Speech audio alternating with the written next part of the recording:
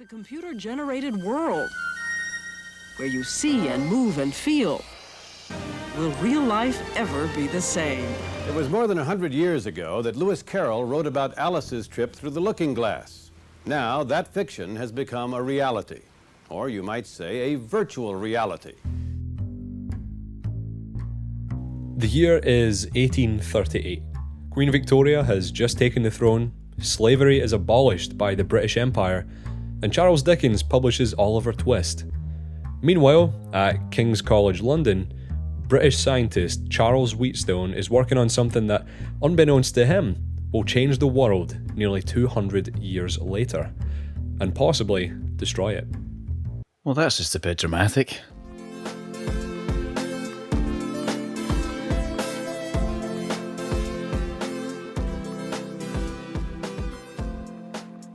Wheatstone's research describes stereopsis, which essentially shows that the brain combines two photographs, one eye viewing each, and these images can be manipulated to give it a sense of depth and immersion, or become three-dimensional.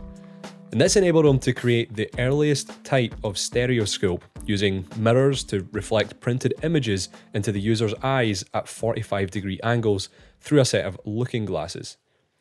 And fast forward to 1956, when American cinematographer Morton Heilig created the Sensorama, the first ever virtual reality machine.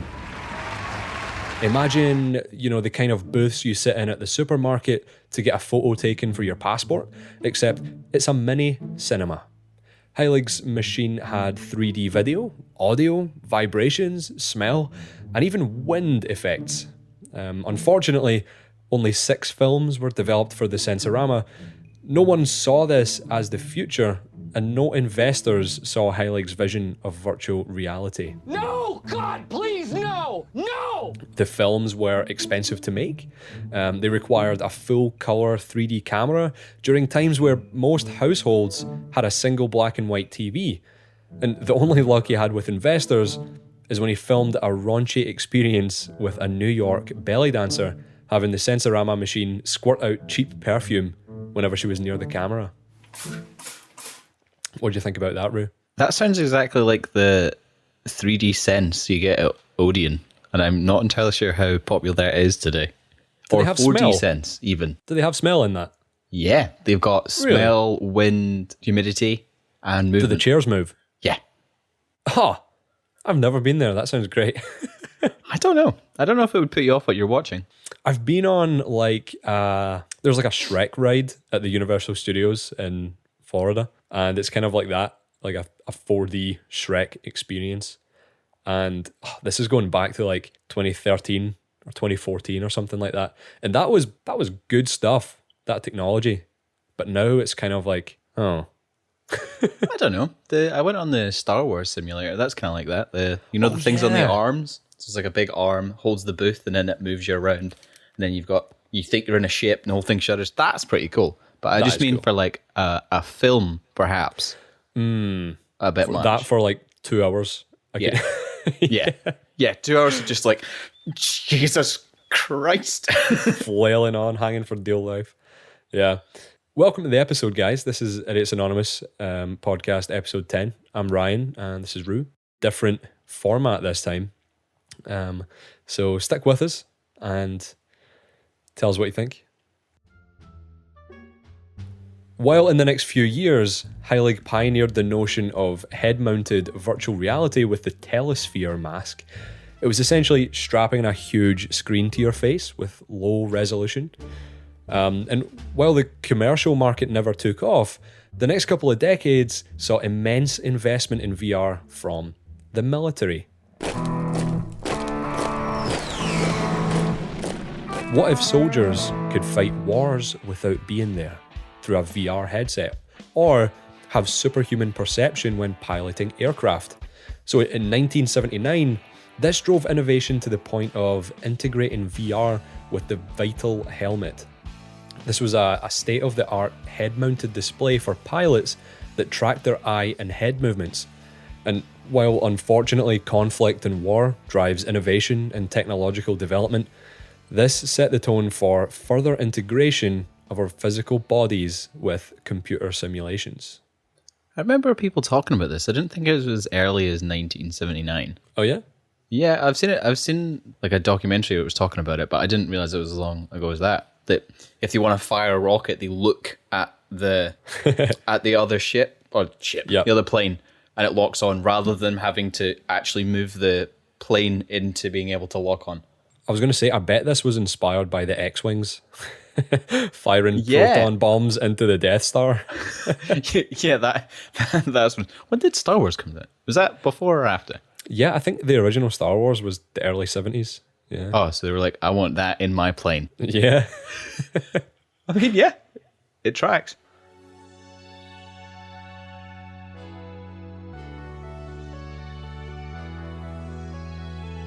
In 1982, the patent was filed for Sayre gloves by Sandin and DeFanti. So this was the first ever wired data glove, and it used flexible tubes mounted to your fingers with a light source at one end and a light sensor at the other.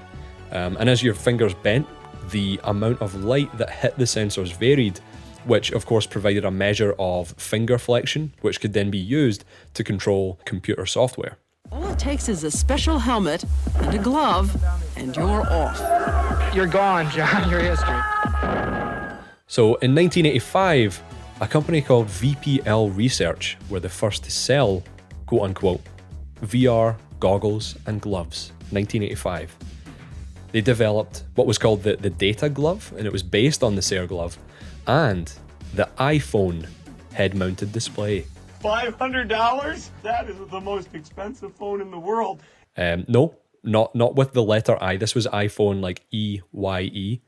And they developed a simple 3D game that would let you pick up and see virtual objects, but it didn't quite work out for a variety of reasons. If dreams could be sold, what would you buy? The poet's question may soon have a practical answer. The goal of virtual reality is simple. It's total submersion, complete detachment from reality. The display could only render about 5 frames per second. That's like watching 5 pictures per second, and typically most videos these days are about 30 FPS, while a smooth gaming experience would be around 60 FPS. And it also cost upwards of $250,000 for all the necessary hardware, including the computer powerful enough to run it. As with most VR systems, Waldron's uses stereoscopic images projected onto tiny screens inside the viewer's helmet. A powerful computer then generates the graphics and sounds needed to convince the viewer he's in another world.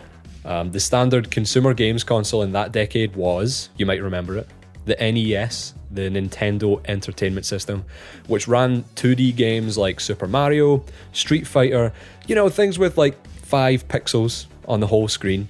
And they were way, way too early, but they couldn't have been more right.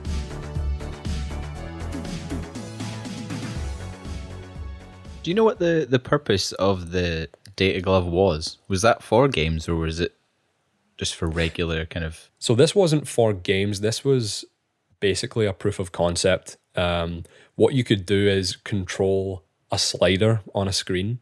If you can imagine like a slider that you slide from left to right, from 0 to 100, this would be controlled by you flexing your finger. And they sort of saw this as a way to control computer interfaces or control machines. But yeah, there was no sense of position and no sense of orientation or rotation. It was just flexion. All right, cool. But then the iPhone. The iPhone, yeah. Not Steve's one. Not Steve. That they wanted to use more for gaming. Yes, exactly. Oh, I see. And they wanted to move into that industry, but the technology was just ridiculous. And as I said there, that 250 grand was the cheapest you could run this technology, and it was only 5 FPS, which is painful. How big was the computer you had to run it on? Oh, it was my question. Oh, you're talking like the size of a desk, maybe? God, people think your setup's pretty mental today if you've got it in like a standard case. I know, exactly. Yeah.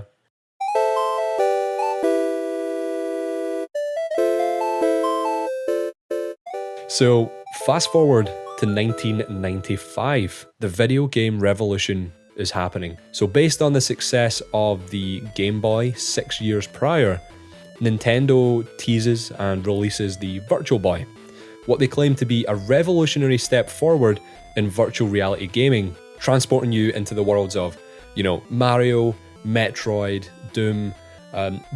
This thing looked like a pair of chunky red binoculars mounted to your tabletop with a camera tripod. Enter the unique world of virtual gameplay with Nintendo Virtual Boy, the first three-dimensional stereo immersive 32-bit video game system ever. So if you're not driving and you're able to look at your phone, just look up a photo of it, the Virtual Boy by Nintendo. It looks like something Han Solo would use to take out some asteroids during the Kessel Run. This is like the 14th Star Wars reference in this podcast. Unfortunately, it didn't quite live up to the hype. So what consumers actually got was a screen that could only show different shades of red. Very low quality games, a lack of convincing 3D effects, and it was just really, really heavy. And it was so unpopular actually that only 18 games were ever released for it in North America, and they ceased production less than 1 year after release. So even after opening a factory in China dedicated to churning these things out, they pulled the plug. And then nothing. The vision of VR was way ahead of what we could do with the technology. It was a pipe dream, essentially. And this meant that the industry lay stagnant for almost a decade.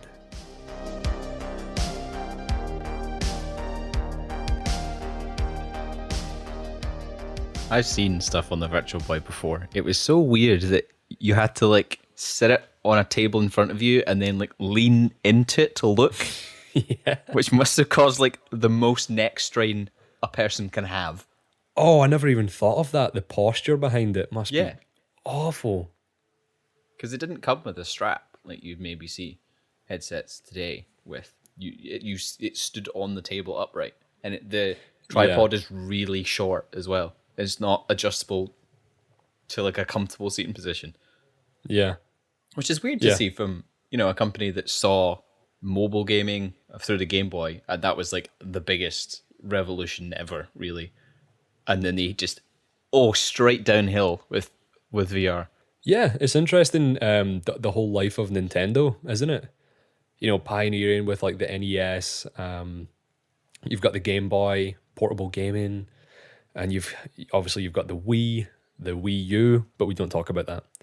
The Switch. Well, you can maybe classify the Wii U as a failure, but yeah, they do seem to be the striving force, if you know what I mean. Yeah, they for sure. hit stuff beforehand because they were the first company to do motion control with the Wii, and That's right. The Switch would have been the first proper gaming experience that wasn't a mobile phone that you could play full games on, which other companies had tried to do before it and it didn't really work. Yeah, big up to Nintendo. Yeah, but just maybe not the Virtual Boy because it just sounds like it'd give you a headache. But all was not lost. VR was not gone. It was merely developing in the shadows. The first sign of life came when Google revealed Street View in 2007, a system that allowed users to step into the maps they were viewing to see the area from a first-hand perspective. This feat was possible by the use of a dodecahedral camera that was capable of capturing imagery from multiple cameras at once, something you might recognise from peripherals today. But it wasn't until 2010 when the Oculus Rift Kickstarter birthed VR technology as we know it today. Where this all started was in my parents' garage in Long Beach, California. And I was interested in stereoscopic displays. I was interested in head mounts. And the problem was there was nothing that gave me the experience that I wanted, the Matrix, where I can plug in and actually be in the game. And I was sure that somewhere out there was something that I could buy. And the reality is there's nothing. I set out to change that with the Oculus Rift. For the first time, users could strap on a headset with internal screens to their face and experience media and games as if they were truly there in person. Video of which could be generated by the use of the dodecahedral camera. The Rift had to be connected to a powerful PC, severely limiting the number of people who could access the tech. Despite this, the Rift went on to pique the interest of the market leaders across the globe and assumed quite a cult following. In 2014, seeing the potential of VR, Facebook bought Oculus for $2 billion.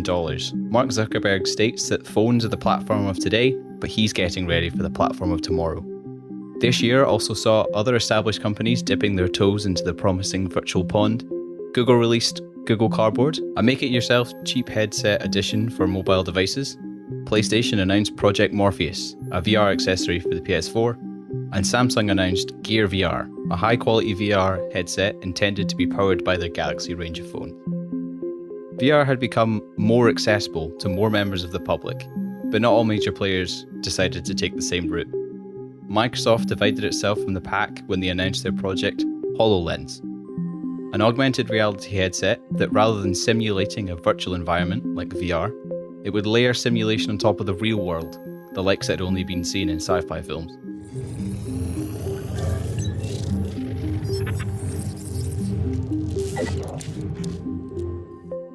A mere year later, VR enters the mainstream media when major news publications such as the Wall Street Journal and the Washington Post release VR experiences like a roller coaster that follows the graphical plot of the Nasdaq stock market, or attending the Correspondents Association dinner in the Oval Office. That is awesome. I used to love those. I think it was a Google Cardboard I had, and I slotted a Galaxy S6 in it. That roller coaster app on the Play Store was like insane. Did you ever have that? I had a Google Cardboard, but I never really used the apps. I was more interested in like video, things like that. Like 360 videos on YouTube, stuff like that. There was quite a popular roller coaster one of the early ones of like you actually first person on a roller coaster, and it made you just a little bit ill, even though the Google Cardboard wasn't exactly premium viewing, shall we say? Yeah, I remember that one. There was also the dinosaur experience. Do you remember that? No. Oh, I think it was just sort of like you stand somewhere and a T-Rex comes down and screams at you. This was like the Christmas where everyone was getting those little third-party VR headsets that you slot your phone in. Google Cardboard, Gear VR, all that kind of stuff. And like you're sitting at Christmas dinner and making your your grandma get attacked by a T-Rex. Yeah. Stuff like that. Yeah, any tech has to be shown to Gran to see what happens when she puts on. Yeah. By 2016, the world had caught VR fever. The number of companies working in the VR ecospace could be counted in the hundreds across applications, hardware, and experiences. All this innovation led to HTC releasing the Vive Headset, the first headset and controller combination that allowed users to move freely within a VR space. A series of sensors were set up in the corners of the play space that were used to transfer the user's head and hand movements into the game and would allow them to move around without the need of a controller input like an analog stick or a D-pad. You're thinking about how it is to move around and use motion controls in the real world and having to take that into your design. I think there's a big problem with the perception of what VR should be or could be or was when it died in the 80s and people saw its rise and fall when the technology just wasn't quite there. And the Vive has totally changed that for a lot of people, but you have to put it on and experience it to see that. This is not really a virtual reality, it's an alternate reality. Once you get your hands on the Vive and you really can try it and wrap your head around it, you can really understand all the different potential applications from business, communications, the medical and simulation and training and military and opportunities to send humans virtually into unsafe spaces. It puts you in an immersive environment and lets you take control of the whole world. Not to be outdone, Microsoft announced that they were developing their own mixed reality headsets that would allow the user to access VR content, but did not require any external sensors for tracking. All tracking was carried out on the headset itself. Sony followed suit and began developing a similar tracking system for the PS4. This seemed to be the next milestone for the technology. Did you ever experience back in like 2016, 2017 VR in that way? Like the Vive or anything like that? No. I'd seen plenty of YouTube where people were playing on their Vive headsets, and there were some places like open days and like areas where you could see that you could try it out, but there was never any spaces, so I never got to experience like early VR. I didn't know what it was like. Yeah, same here. It was crazy because you saw it everywhere and all these companies were using it as their marketing ploy. When you go to the shopping center and there's like a HTC Vive or like, come try VR, whatever it was. And it's just one of those things you always wanted to try. but it's so inaccessible. Do you know how much the Vive cost? Yeah, it was $800. So that would be £10 in pounds? Yeah, something like that. Yeah, so Jeez. pretty expensive. You could get probably at the time 2 PS4s. Yeah. Now Yeah, and the thing is, with the Vive as well, you needed a powerful PC to use that. So the entry barrier to, have VR at home is like at least 1,500. Oh, that's minimum. But if you're including headsets, you're probably looking at possibly $1,000 in PC because you needed an RTX. I believe it would be a 1080 at the time, which was pretty expensive. So your custom PC was probably reaching about $1,000 to be ready for VR. Uh-huh. The set itself with the HTC only came with 2 sensors. So if you wanted to make a pretty extensive play space, that would be an extra 2 sensors you'd probably have to get. You're looking at upwards $2,000, probably more, most likely, to get a decent VR experience. Over the next few years, VR technology showed no sign of slowing down. Rather, it was expanding, both in capabilities and application. It began to be used for treating psychological disorders, giving children a new way of learning, and allowing bedbound terminally ill patients to have one last chance for adventure. All this was possible even without the need for a computer or a phone upon the release of the Oculus Go that provided all the sensing and processing on the system itself. However, controls were simplified to 1 remote and head movement was limited to 4 axis. Was this as good as VR got? Absolutely not. Oculus shocked the world just a year later when they released the Quest, another independent headset with full controller tracking support and even the ability to track the user's hand. It was capable of running scaled-down versions of big titles and set a precedent for the entire industry for what VR should be. It's the vision that we had even 6 years ago, just the idea of not connected to anything. You put this magic hat on and you're transported to these different worlds. It seemed to have worked as Steam, a popular digital games distributor, reported that the number of monthly connected headsets had passed over 1 million for the very first time. I love it. I didn't even hear about the Quest when it came out. What year was that? 2017. No, 18. 2018. 2018. Yeah. Sold out very quickly after it came out. Oh, yeah. Which was mental. Having the ability to play these games and the full experience, like hand tracking, full controller support, 6 degrees of freedom, the whole shebang, without a gaming PC. Yeah.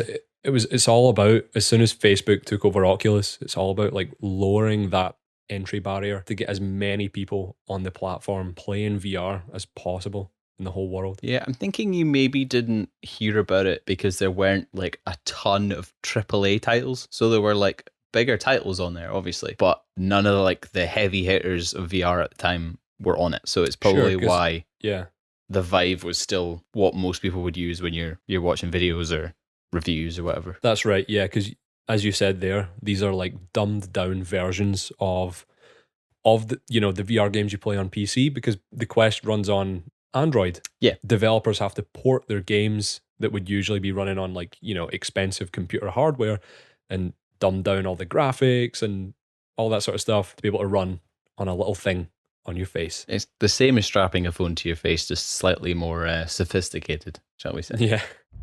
So where does that leave VR today? VR can accelerate new insights and help usher change, not through force or coercion, but through the power of perspective. The second version of the Quest shipped out last October, that would have been 2020, and has been sold out every restock since. Facebook have already announced a version 3 for 2022, so things are just about to get better. It's a tool that allows us a deeper look into the human experience and allows us to access information that would otherwise be unattainable.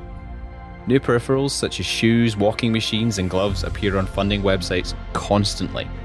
In the case of virtual reality, you can transport yourself to another time and place, put on a headset, and look around as if you're actually there. Progress hasn't stagnated at all. It's driving forward. Who's to say what comes next? It's everything we've known before. Art, education, entertainment, science, information, and viewing it through a new lens. One that isn't bound by screens, phones, or keyboards, but rather the mind as we enter the simulation. Yeah, I'm looking forward to the Oasis like Ready Player One. Oh, when you mate. turn it on and you genuinely feel like you're inside of the game. Yeah. Do you see a point where people could replace their physical jobs with a job in VR? What if someone in a VR bar wanted to be served fake beer by a real person? I mean, I don't see why not. I feel like, have you ever heard of EVE Online? Yes. So that's like a mass multiplayer set in space, and you actually use real currency. So you can do cargo runs where you buy the shipment with in-game credits, which you would have paid for real money, and you can receive real money essentially when you deliver it. Like the eco space, because it's driven by your money, is actually like a representation of real money. Can you withdraw it into the real world? I don't know if you can withdraw it, but you can trade. Oh yeah, you could like PayPal trade or something like that and transfer it to someone's account. Really good shit or whatever. Then they could give you the money, you could transfer it to their account. Mate, that is bonkers. Yeah, I can't remember. There was a really big war they had on there, and it lasted ages, and they said it cost like $1 million of real life money total, which is crazy. So I don't see why not. Like, I don't see why you couldn't get paid for a VR service, even if it's just like, I need a buddy for this game, I'll pay you, because I think that happens. I think people do that. Yeah, so I don't see why not. It's just like what the task is. Yeah, but when we're talking like Oasis level, there is an entire, metaverse inside of the VR. If you've not seen Ready Player One, it's in a dystopian future where everyone spends most of their waking hours in a VR world because the real world is falling apart, basically, which is getting more true every day. It's a great visualization of it. So I think if there were like a developed enough game or like social space or whatever, entirely possible. As I understand it, Moore's law dictates that the number of transistors on a chip will double roughly every 24 months. Now, does that mean that the speed also doubles? Theoretically. God, if you double your speed even once, I'd have an easier time staying awake while you were talking. These advances in silicon engineering directly drive our ability to run more powerful software, thus more realistic and detailed graphics. 5G could mean that we could send and receive images in real time at a resolution almost identical to real life. But there's much more to VR than visuals. The more mainstream the tech becomes, the more use cases are viable. So we'll use it for education, for attending events, for training surgeons, for performing surgery, and more advanced combat training. So what happens when the way we currently interact with the virtual world becomes outdated? When we need to be more nimble and accurate with our hands, something that buttons and motion tracking with a camera cannot keep up with? That's where BCIs come in, which stands for Brain-Computer Interfaces. It's mind over machine. A butler man, paralyzed from the neck down, uses his mind to give a high five. Sounds like science fiction, doesn't it? But researchers here are making it a reality. A very simple BCI is available for VR use. It sits somewhere on your scalp and basically detects how hard you're focusing and activates a theoretical switch when the alpha waves in your brain go over or under a certain threshold. Alpha waves are indicative of overall brain activity, so with the right sensors, you can pick these up. However, that's kind of like having a big jar of sweets, but you can only tell roughly how many sweets are in the jar at any given time. You cannot tell which type, how heavy they are, what color they are, how big certain ones are. You get the idea. That's sort of where the technology of BCIs lie right now. But last week, Gabe Newell, the CEO of Valve and Steam, the world's biggest PC game distribution and development platform, released a brand new interview on this very topic. And he said that by 2022, any developer not engaged with BCIs is making a big, silly mistake. Imagine moving a mechanical arm by just thinking about it, or playing a video game using only your mind. Yes!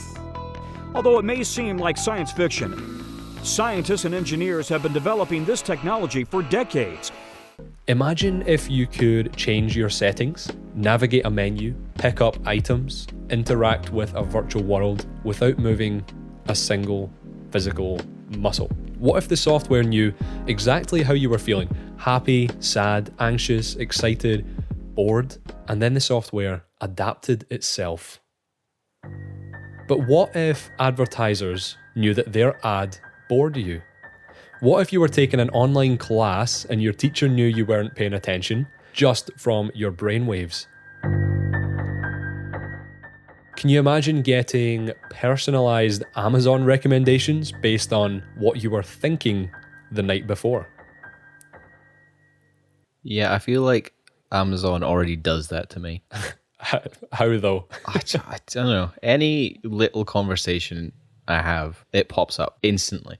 One time I was talking to my friend about a video of a giant spider that I hadn't seen in about 2 years. And by the time we got to work, and this is 30 minutes, the next thing on my Facebook feed was the video of the giant spider. So if I'm thinking it, I'm going to talk about it. So I'm not entirely sure how much that would change my life. But I think for most people, what you think and what you say is totally different. What if you're not with anyone? What if you're on the bus, let's say, for example, to work, and you're just thinking. You're thinking about stuff. Or it's 11 o'clock at night and you're in your bedroom and you're thinking about stuff, fleeting thoughts that you don't even remember, and you start getting ads for those. Yeah. Imagine you have like a particularly dumb idea in your head and then they start giving you stuff for it. Like, see if you wanted to build just some mental thing, right? Like an Iron Man suit. Oh yeah, like an Iron Man suit. And you're like, actually, I don't have the cash for that right now. I shouldn't do that. And then it starts giving you ads for all the parts you need and like solutions to how you could do that. You'd have to buy the kit then, wouldn't you? Because you're like, right, I have the idea. Absolutely, yeah. Or it just puts them all on your Amazon wish list just when they cross your mind. Imagine that. Oh, that'd be dangerous. I mean, I've already bought stuff just on a whim. I bought a ukulele because I was in my bed at 1 a.m. and went, I might buy a ukulele. And I just did. Imagine if that was an easier step to that. I would be in debt instantly. There you go. But in terms of using it for like gaming, is it more immersive for it to do what you're thinking or for you to physically do it? Like, because in real life, you would have to physically do it. I think it depends. I think if you want to change your settings, or what if you're playing a game where you're a magician? What if you're playing a game where you're a wizard and you have telekinesis powers? That would be immersive. Yeah, that would be. Yeah. I'm guessing like the jumps would be different. So if you can get to the point where you moving the character with your brain feels like how you would move your body with your brain, then that would be truly immersive. But the kind of midpoint there would probably almost be like a step down. I think I agree with you. Yeah. In a lot of ways, it's kind of like a Fitbit in your skull with tiny wires. Neuralink wants to connect our brains to computers, and now it's showed off a device reading a pig's brain signals in real time. But how does it work, and will it turn you into a cyborg? I'm going to break it all down for you. Up to now, we've talked about the ability for BCIs to read your brain signals. But Elon Musk has been talking about something quite different recently with his vision of Neuralink, the brain implant he claims will solve various neurodegenerative disorders such as Parkinson's by basically emulating the brain signals that your brain can no longer naturally send. This would be implanted into your brain basically. Neuralink is a minuscule brain implant that's going to merge humans and AI. Musk thinks this is necessary to prolong life on planet Earth, but many others feel as if Neuralink is a slippery slope to human extinction. Imagine the ability to write to your brain. Just like in the Matrix, you'd be plugged into a VR world, whether that's through a headset or a cable. But there's no screen. There's no screen to look at. The signals are sent straight to the visual processing sectors of your brain. There would be no need for eyes, or taste buds, or ears, or a nose. The signals would just be generated by the BCI and written straight to your brain. If you think about it, currently the computer renders a world, displays it on a screen, the light reflects into your eyes, then your brain processes it. that's 3 different layers of interpretation. But what if you could reduce that to 1? The visual signals produced by these types of interfaces would have better graphics than in real life. Sounds quite cool, doesn't it? Well, here's where it gets a bit dark. So let's imagine you get a computer virus on your laptop. Your screen goes fuzzy, your files get corrupted. Damn it. Oh well, take it to the repair shop or restore it from a backup. If things are particularly bad, shut it down and wipe it. But the year is 2075. Cars fly, we've cured 80% of autoimmune diseases. You spend most of your day in the virtual world. But what if your VR headset and brain-computer interface was compromised by hackers? In a read-only scenario, they could get your credit card details when you think about them, read all of your passwords from your thoughts. But in a write scenario, where your BCI gives signals to your brain, they could blast static noise and horrific sounds into your head, make you see some awful things, and possibly wipe your hard drive. The next thing you know, you don't know your name, you're running around the woods naked, all because you tried to watch a raunchy video of a New York belly dancer. The fact of the matter is, in virtual reality, there is no limit to what we can do. We can be anywhere, anytime, any place, and it's really, that's the issue. It's total escapism.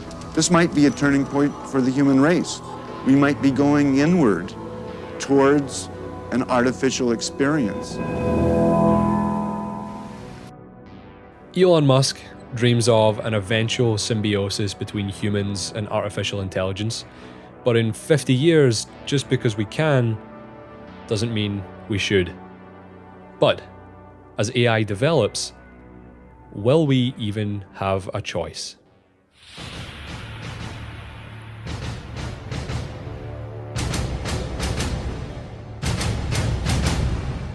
What do you think about that?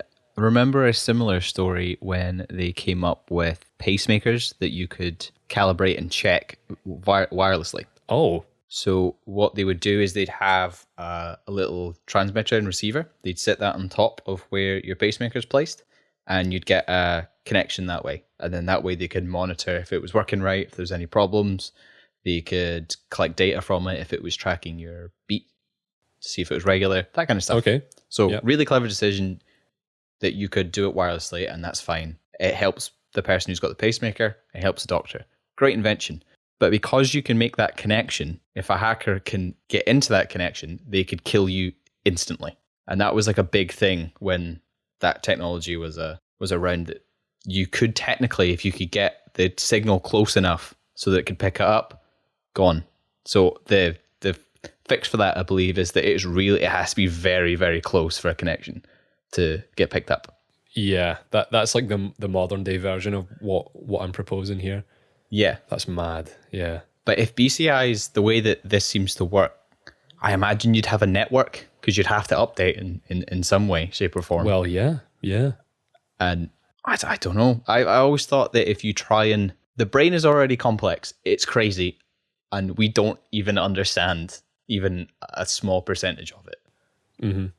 Giving people the ability to control that is... I don't know. I don't know if you could fix a person who'd been hacked. Where would you start? Like what horrible things they could do to your brain. It's unfathomable, I think. Can you imagine having like a little hard drive, like the ones you got now is your PC backup, but that's your backup? So it's just like you've got it sitting on like a dusty shelf somewhere. Yeah. And the kids going on, what's that? And you go, that's actually me from 5 years ago. Yeah, if I could be downloaded as a backup for that, I think it would be on like an S Club 7 CD. Because who's going to pick that up and mess with it? No one. Okay, it's got to be Nickelback. There you go. Nickelback CD. There you go. No one will have any idea that that's you. I don't think, if given the option, I would put any sort of interface in me. Me neither. I I'm fairly certain that, you know, the generations after us, when they grow up, this will be normalized, you know, in the way that our grandparents are very reluctant to go on any sort of social media or any sort of, you know, smartphone applications or emails. 2 generations, 3 generations after us, when possibly Neuralink is commonplace, we will be the people saying, get that away from me. No Neuralink at the table. What have you been told? Yeah. Anyway, thanks for listening, everyone, to this virtual reality special on the Idiots Anonymous podcast. And we hope you enjoyed this format. Let us know if it's something that you'd like to hear more of.